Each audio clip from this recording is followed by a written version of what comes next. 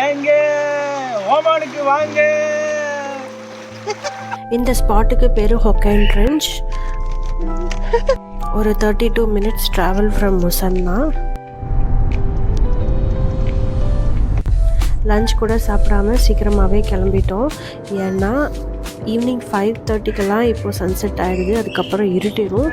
போயிட்டு கொஞ்சம் நேரம் டைம் ஸ்பெண்ட் பண்ணிவிட்டு திரும்ப வரதுக்கு கரெக்டாக இருக்கும்னு சொல்லிட்டு சீக்கிரமாகவே போயிட்டுருந்தோம்.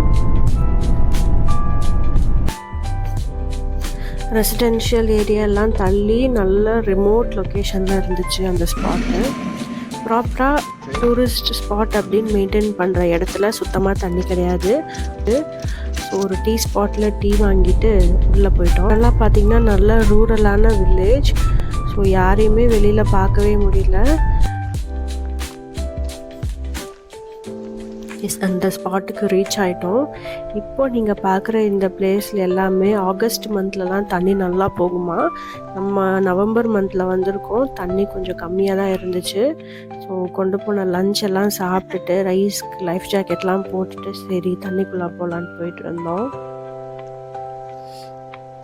வாட்டர் ரொம்ப க்ளீனாக இருந்துச்சு. எந்த ஒரு பொல்யூஷனுமே இல்லை. ஸ்பாட்டில் ஒரு தண்ணி வருதுன்னு பார்த்தா அங்கே ஒரு ஊற்று மாதிரி இருக்குது. அது உள்ளேருந்து தான் தண்ணி வந்துகிட்டே இருந்துச்சு. அந்த தண்ணிக்குள்ளே நிறைய குட்டி குட்டி மீன் இருந்துச்சு. அதெல்லாம் நம்ம காலை கடிக்கவே ஆரம்பிச்சிருச்சு.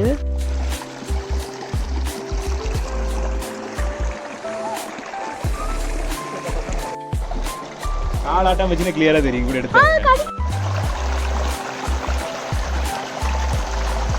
ஆரம்பத்தில் தண்ணியில் இறங்கவே மாட்டேன்னு கத்திட்டு இருந்த இவன் தான் அப்படியே பார்த்தீங்கன்னா தண்ணியிலேருந்து அடுத்து வெளியில் வரமாட்டேன்னு சொல்லிட்டு இருந்தான்.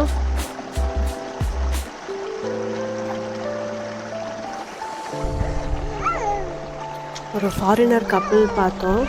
அவங்க பாட்டுக்கு வந்தாங்க. டக்குன்னு ஒரு தெர்மோகோல் மாதிரி ஒன்று நீட்டமாக இருந்துச்சு. அதை பிடிச்சிட்டு ரொம்ப டீப்பாக இருக்கிற இடத்துல இறங்கினாங்க. போய்கிட்டே இருந்தாங்க. 5:30க்கு மேலே அங்கே இருக்க முடியாது. ரொம்ப தண்ணி சில்லுன்னு ஆகிடும், இருட்டும் ஆகிடும். அதுக்கப்புறம் ரிட்டர்ன் வருது ரொம்ப கஷ்டமாயிடும். ஸோ நாங்கள் இருட்டுறதுக்குள்ளே ரிட்டர்ன் வந்துட்டோம்.